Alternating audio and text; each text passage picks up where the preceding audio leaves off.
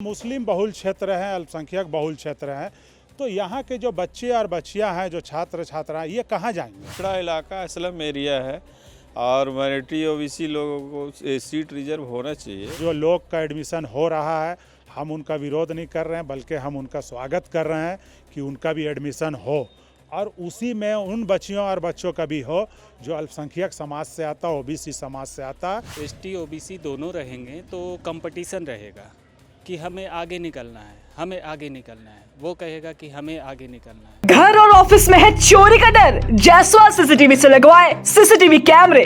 Jaiswal CCTV, कचहरी चौक, रांची।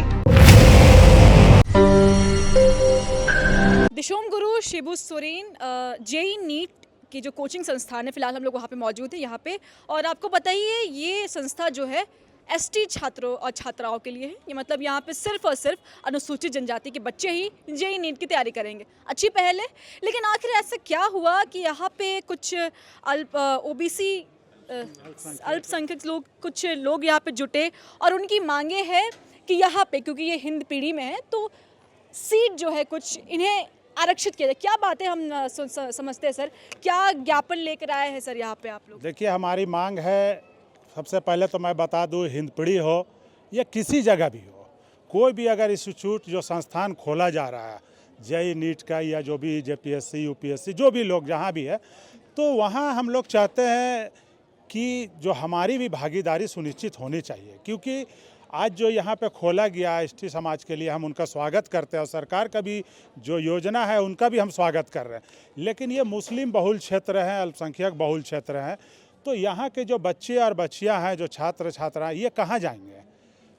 बहुत सारे बच्चियों में ऐसी टैलेंट है कि जो पैसे के कारण जो है जेई और नीट की तैयारी नहीं कर पाती हैं, क्योंकि महंगी कोचिंग है इसका।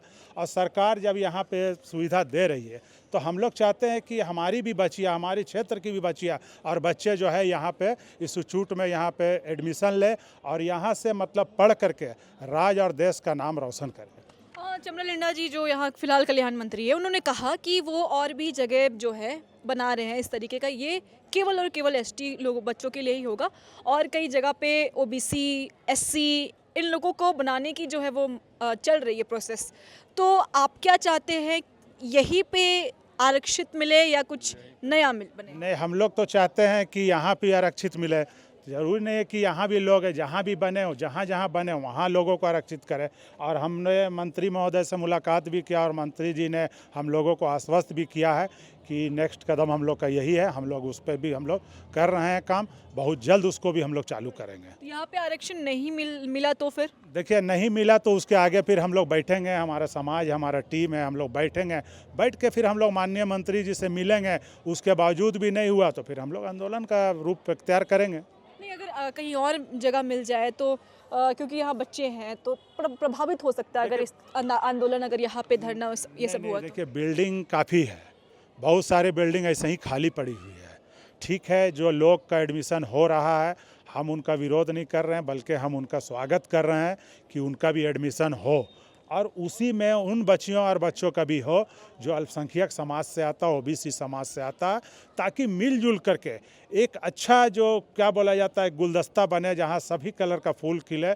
उस टाइप से हम लोग चाहते हैं। ये नहीं कि एक पार्टिकुलर एक समाज का यहाँ पे हो। हम चाहते हैं कि उन लोगों का भी एडमिशन हो, ताकि माननीय मंत्री जी से हम लोगों को उम्मीदें जगी है और हम लोग चाहते भी हैं कि आगे काम होगी।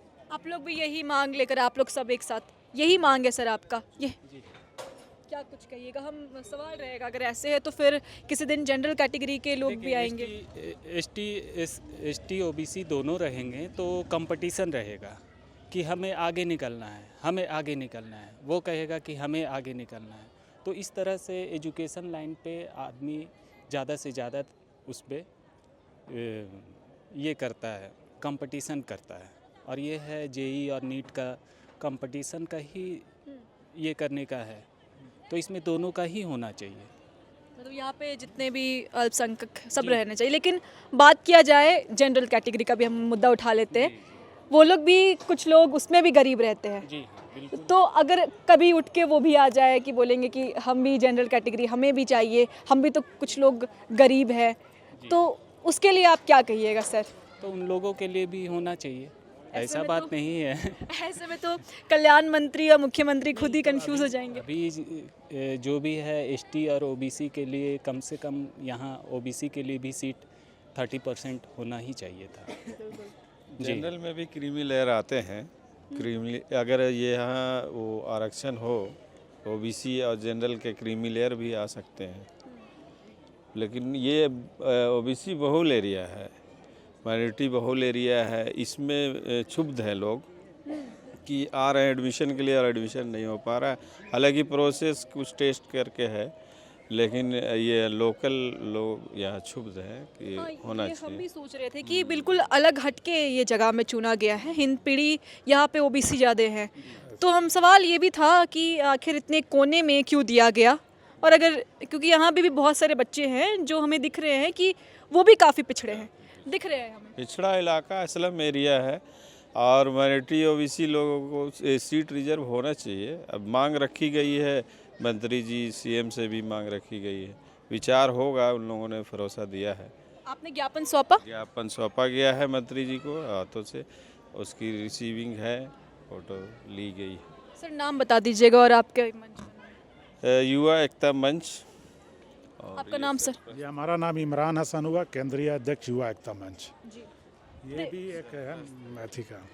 क्या बोलिएगा सर, यही आप हिंद पीढ़ी के ही हैं? लोकल ही हैं और नहीं मतलब अगर लोकल शब्द कहा जाए तो किससे समझेंगे ये एक बस बार? ये बगल के ही है, हिंदपीढ़ी में ही हैं हम। और हम लोग यहाँ एक मैदान हुआ करता था, आदिवासी मैदान के नाम से जाना जाता था। इसमें हम लोगों ने बहुत सा टूर्नामेंट भी कराया है और यहाँ खेल के ही बड़े हुए हैं। और आज हमारे एरिया में इतना बड़ा इंस्टीट्यूट जो कायम हुआ है, ये बहुत ही गर्व की बात है कि हिंदपीढ़ी जैसे क्षेत्र में इतना बड़ा जो संस्थान को दिया गया है। लेकिन इसके साथ हम लोगों का एक सवाल है, सवाल यही है कि हम लोगों को भी मतलब एक परसेंटेज कुछ मिलना चाहिए था, ताकि और के साथ में हमारे बच्चे भी कुछ जो गरीब तबके के हैं, जो पैसे या गरीबी के अभाव में पढ़ नहीं पा रहे हैं, वो ऐसे संस्था से पढ़ करके निकलेंगे और राज्य के साथ साथ देश का भी नाम रोशन करें।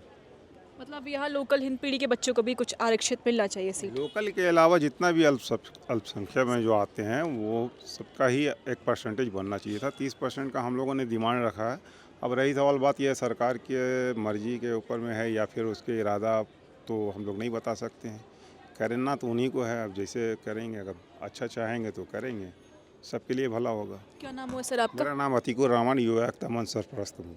देखिए यहाँ पे युवा एकता मंच ने अभी फिलहाल हेमंत सोरेन और मुख्यमंत्री और कल्याण मंत्री को ज्ञापन सौंपा है कि इस जगह पे अगर हिंद पीढ़ी में खोला गया है, क्योंकि ये एक ओबीसी बहुल एरिया है, तो यहाँ पे ओबीसी वालों को भी और एससी वालों को भी कुछ प्रतिशत आरक्षण दिया जाए।